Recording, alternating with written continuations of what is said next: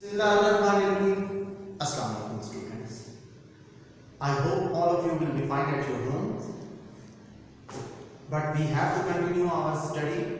So students, in previous lecture we have started chapter number 5, that is about subprograms and file handling. In previous lecture we have studied that what are subprograms, what are functions, their types, user-defined function, built-in function, and we have studied numeric functions.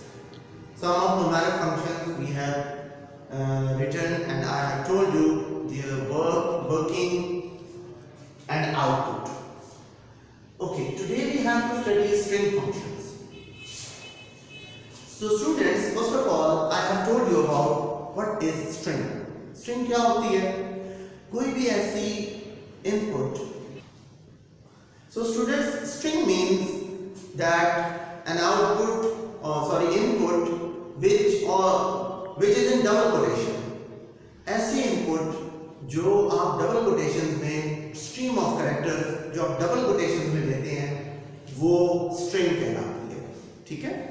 तो ऐसे functions जो as an input string लेते हैं उनको string functions कहा जाता है। Input के तौर पर वो स्ट्रिंग को लेते हैं इवैल्यूएशन के लिए, प्रोसेस के लिए, उनको हम स्ट्रिंग फंक्शंस कहते हैं। So first of all we have date function. Student, let me tell you this date function is categorised in numeric function but it takes input as a string, right? Date function is that function which works to show date on screen as well as it is used to set date. यानी इस function को हम दो मकसद के लिए इस्तेमाल कर सकते हैं, एक डेट सेट करने के लिए और दूसरा डेट को व्यू करने के लिए। आप देखें इसका सिंटैक्स है DATE डेट, उसके बाद हम इक्वल टू करके आगे हम जो इसके फॉर्मेट है उस फॉर्मेट के अकॉर्डिंगली कोई भी डेट डबल कोटेशंस में देंगे। हमारे पास किस किस्म के कितने फॉर्मेट्स हैं, like double M dash double D dash double Y, यानी कि जिस तरह हम लिखते हैं फर्स्ट 3, अगर हम ये तो 4 में लिखा हुआ है, अगर आप इसको इस तरह से लिखना चाहें लाइक 19 तो वो इस फॉर्मेट में आ जाएगी। इसी तरह स्लैशेस के फॉर्मेट में हम दे सकते हैं, इसी तरह जिसमें 4 डिजिट्स होते हैं ईयर में वो भी हम दे सकते हैं लाइक 2019 इस तरह, ठीक है? एक प्रोग्राम करते हैं उससे आपको समझ में आएगा।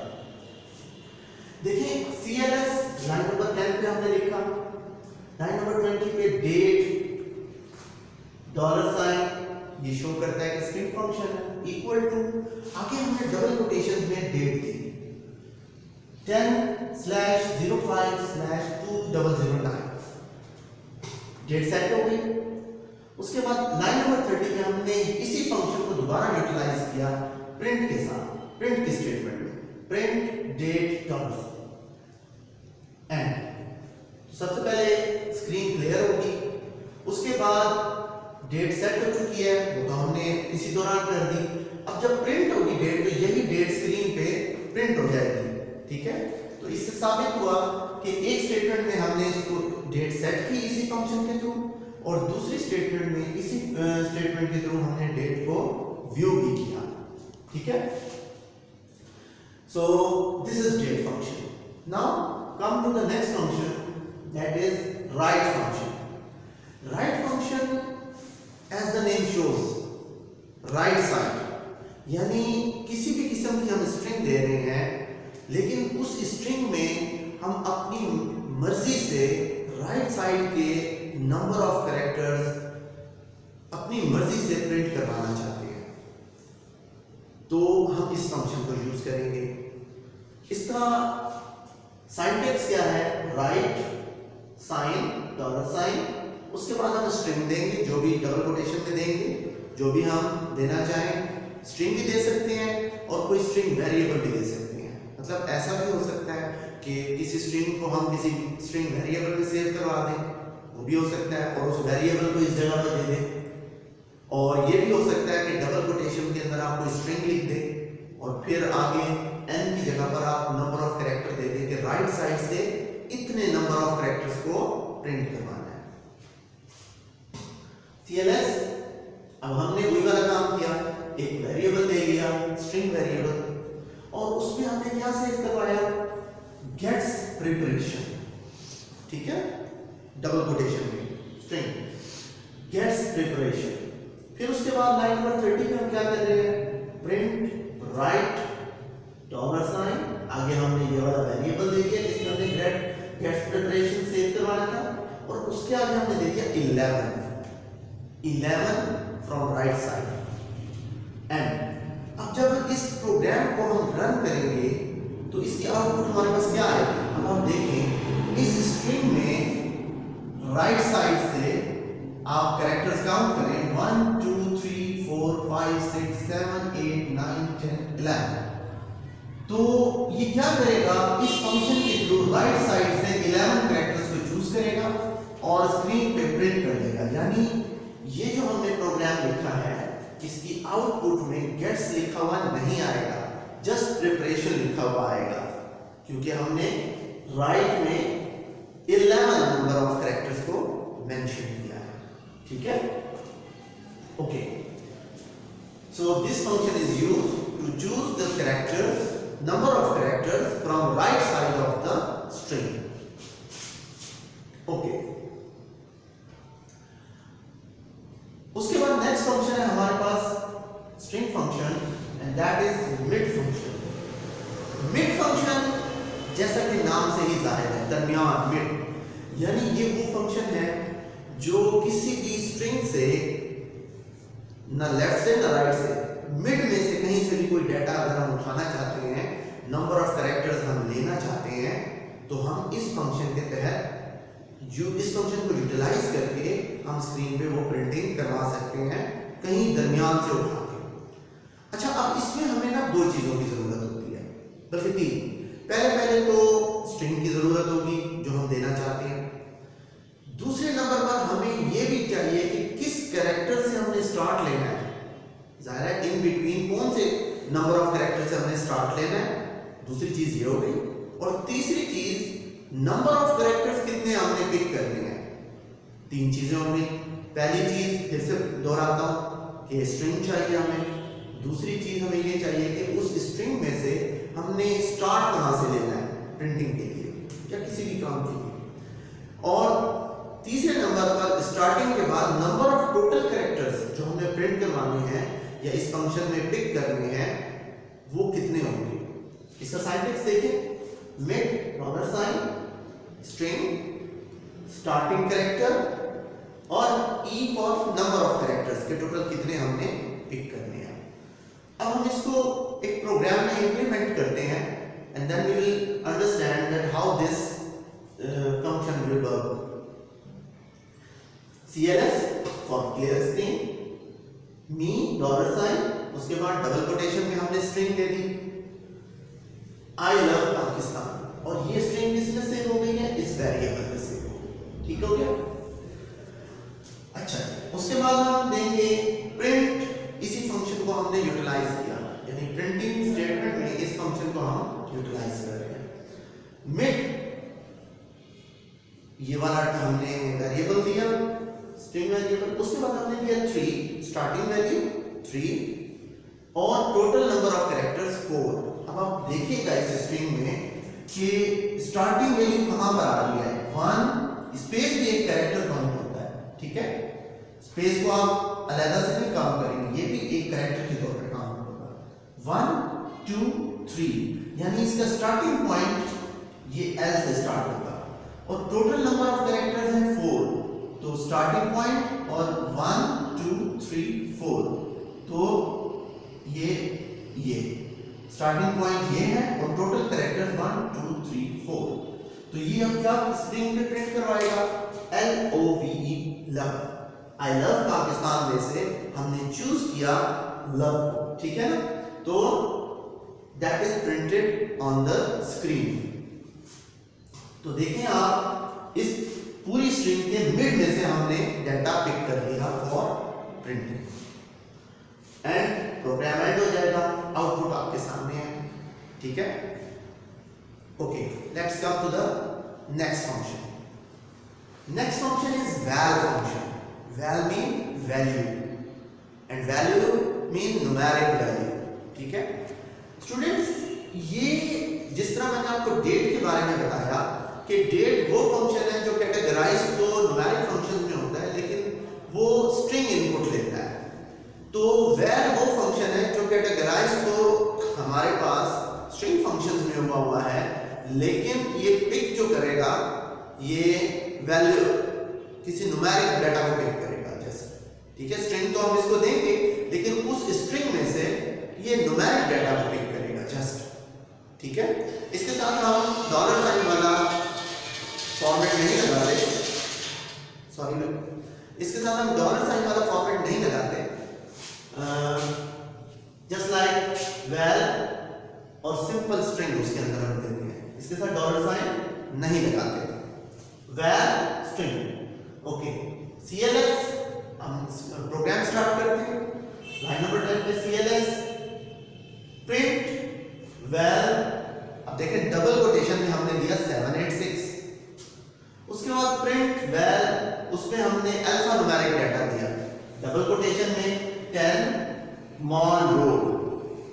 अब स्टूडेंट्स ये फंक्शन क्या करेगा, ये जो हमने स्ट्रिंग्स दी हैं इनमें से जो न्यूमेरिक डाटा है, न्यूमेरिक जो कैरेक्टर्स हैं उन्हीं को पिक करेगा और स्क्रीन पे प्रिंट करवा देगा. देखिए हमने जो ये वाली स्ट्रिंग दी थी इसमें तो है ही न्यूमेरिक डाटा, तो उसने एज इट इज 786 उसने प्रिंट करवा दिया. जबकि दूसरी लाइन में हमने अल्फा न्यूमेरिक डाटा दिया है, यानी अल्फाबेट्स भी हैं और न्यूमेरिक डाटा भी है. तो इसने क्या किया, अल्फाबेट्स को स्किप कर दिया, इसने सिर्फ 10 को स्क्रीन पे प्रिंट करवा दिया. यानी at the end we come to know कि वैल फंक्शन जो है ये किसी भी स्ट्रिंग में से जस्ट न्यूमेरिक डाटा को पिक करता है और स्क्रीन पे प्रिंट कराता है, अगर हम प्रिंट करवाना चाह रहे हैं तो. ठीक है, वरना इसका काम सिर्फ न्यूमेरिक डाटा को पिक करना है. Okay, let's come to the next function, that is CHR function. CHR function बेटा, CHR में कैरेक्टर. कौन से कैरेक्टर? ASCII characters. ये फंक्शन हम इसलिए यूटिलाइज करते हैं कि अगर हम कोई भी ASCII कोड प्रोवाइड करें तो ये फंक्शन उस कोड को कन्वर्ट कर देता है ASCII कैरेक्टर में. लेकिन हमें कोड प्रोवाइड करना होगा. हम इसको कोड देंगे, ये उस कोड को बताएगा कि इस कोड के अगेंस्ट ASCII का कौन सा कैरेक्टर एग्जिस्ट करता है. सिंटैक्स CHR ये वह दो फंक्शन है जो इनपुट वैल्यू के तौर पर देता है, न्यूमेरिक वैल्यू देता है. बाकी तमाम स्ट्रिंग फंक्शंस जो हैं आप देख सकते हैं, तमाम स्ट्रिंग फंक्शंस इनपुट में स्ट्रिंग ले रहे हैं, लेकिन ये वो वाहिद फंक्शन है जो है तो स्ट्रिंग फंक्शन लेकिन ये इनपुट में न्यूमेरिक डाटा देता है. ठीक है, ये देखें CHR और अल्फा न्यूमेरिक नंबर्स. अच्छा, इसके प्रोग्राम को चेक कर लेते हैं. CLS और क्लियर स्क्रीन. उसके बाद हम इनपुट स्टेटमेंट यूज कर रहे हैं. इनपुट स्टेटमेंट किस लिए यूज करते हैं स्टूडेंट? आप पढ़ चुके होंगे कि डाटा जब हम यूजर से लेना चाह रहे होते हैं तो हम इनपुट स्टेटमेंट यूज करते हैं. इनपुट स्क्रीन पे लिखा हुआ आएगा इंटर ASCII कोड, और वो कोड हमने कौन सा वेरिएबल, एक वेरिएबल ले लिया हमने a के नाम से. तो यूजर जो भी कोड लिखेगा वो कौन से वेरिएबल में सेव होगा, a में सेव हो जाएगा. ठीक है, उसके बाद प्रिंट द कैरेक्टर इज, आगे हमने ये वाला फंक्शन यूज कर लिया और उस फंक्शन में हमने इनपुट के तौर पर इस वेरिएबल को दे दिया, न्यूमेरिक वेरिएबल जिसके अंदर वो कोड सेव है. अब जरा इसकी आउटपुट की तरफ गौर कीजिएगा. देखिए स्क्रीन पे लिखा हुआ आएगा इंटर ASCII कोड. यूजर ने सपोज यूजर ने दे दिया 65, न्यूमेरिक वैल्यू है, वो 65 a में से. अब उसके बाद नेक्स्ट लाइन पे द कैरेक्टर इज लिखा हुआ आएगा, द कैरेक्टर इज, और इस को हमने यूटिलाइज किया इस फंक्शन को. अब a के अंदर क्या सेव था 65, और 65 के अगेंस्ट कौन सा ASCII कोड बनता है, वो कैपिटल A बनता है. तो उसने दिखा दिया the character is capital A. Suppose अगर मैंने इसकी जगह 97 दिया होता, अगर मैं 65 की जगह यहां पर मैं 97 दे देता हूं, ठीक है, तो अब क्या होगा, अब ये द कैरेक्टर इज 97 के अगेंस्ट जो आस्की कोड बनता है, जो आस्की कैरेक्टर आता है वो है स्मॉल ए, तो ये दिखा देगा द कैरेक्टर इज स्मॉल ए। सो इससे साबित हुआ कि ये फंक्शन किस लिए यूटिलाइज होता है, किसी भी कोड को उसके आस्की कैरेक्टर में कन्वर्ट करके दिखाने के लिए CHR फंक्शन यूज होता है। So these were string function which we have to study in according to our ALP syllabus. So let's take a bird's eye view on our lecture. First of all, we are studying string functions. We have already studied numeric functions. First of all, we have studied date function, which is used to set date and to view date. Then we have studied write function, which is used to get characters from string from the right side, as we have mentioned according to our need, which we have mentioned in our function. Okay, next one is mid function. Mid function is used to take data or characters in the middle of any kind of string, and for that purpose we need a string and starting point and number of characters we have to pick, ठीक है। उसके बाद हमने val function को study किया। val function is used to take value from any string and to print, right, numeric value. And after that CHR function. CHR function is used to take code from user और programmer. Programmer भी दे सकता है कोई भी code, वो उसको convert कर देगा किसमें, corresponding ASCII code में. So I hope you have understand my lecture, and if you have any kind of queries and questions, please ask. Those queries and questions will be communicated to me, and I will try my best to answer you in my next lecture. Till then, stay safe. Allah.